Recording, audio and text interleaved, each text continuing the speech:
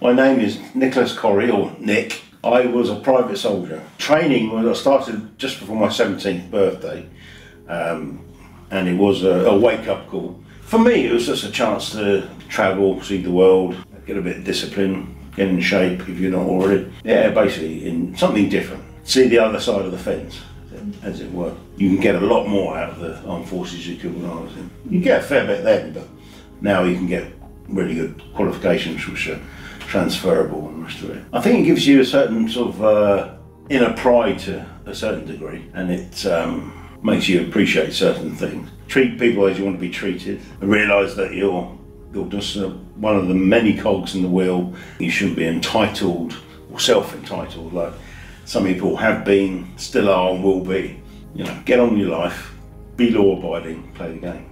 Yes, my poor parents, they spent all that time, money and effort, and especially money, getting me to go to school, and I attended, but then I went to a boarding school, private school, and admittedly, and it's no secret, I was a bit of a tearaway. Nothing major, not a criminal or anything like that.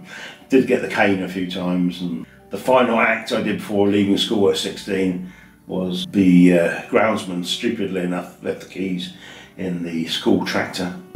Me and a couple of mates decided to commandeer that and drive it around and plough up after stuff. So, well, I think with whatever career they've chosen, it was a case of anything green used to interest me. Yeah, I just wanted to join as soon as I could, as soon as I was old enough. Off down to the careers office and went from there.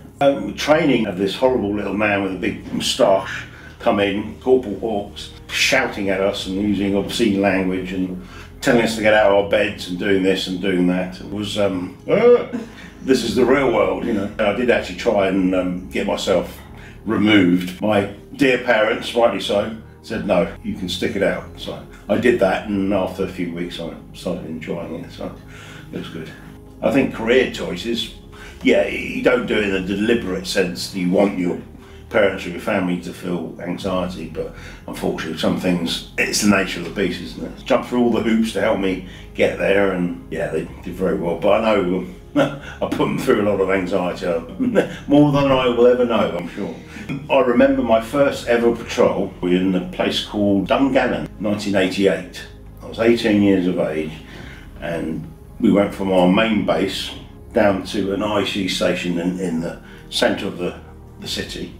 All the old sweats, all the older soldiers have been there, done it, and they were really making it, oh, it's going to tell you come out the door, out the gates, and there's going to be bullets flying everywhere, and no, there wasn't any of that at all. It was just very quiet. There was a time in Northern Ireland where I wasn't actually driving, but the driver decided to brake very hard without telling us. My SUSAT sight on the rifles we had, SE80s, went straight into my nose, so didn't break my nose, but there's blood all over, splattered in my face, and it knocked me out. I was on the bottom of the Land Rover there. So I had to wipe a fair bit of blood out of my eyes and sort of feel a sparko for a bit. I was a grand total of about 18, I think.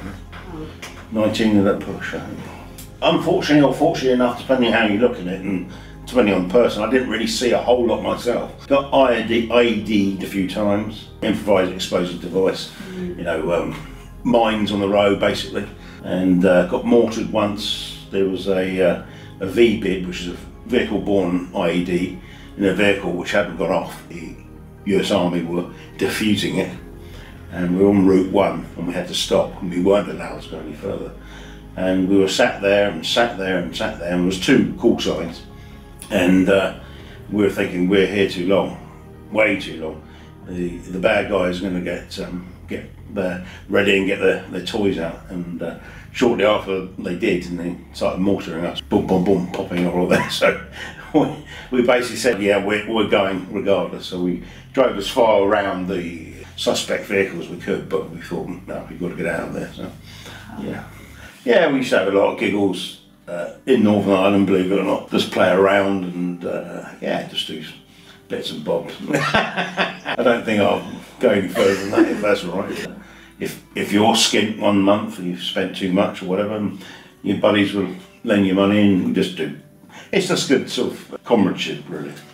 If I have, you know, had the knowledge I've got now just as I was starting, there might be a few things I would do differently, and some of the things we had to do and I've done and the rest of it, some of it I probably would say, no, you're all right, thank you very much, but in general, yeah, nothing's ever perfect, and things could have been better in certain areas, but yeah, that's life, isn't it? Easy for me to say, but believe in yourself, roll with the punches, and just enjoy life. And if you can spend more of life happy than not, then you pretty much sussed it.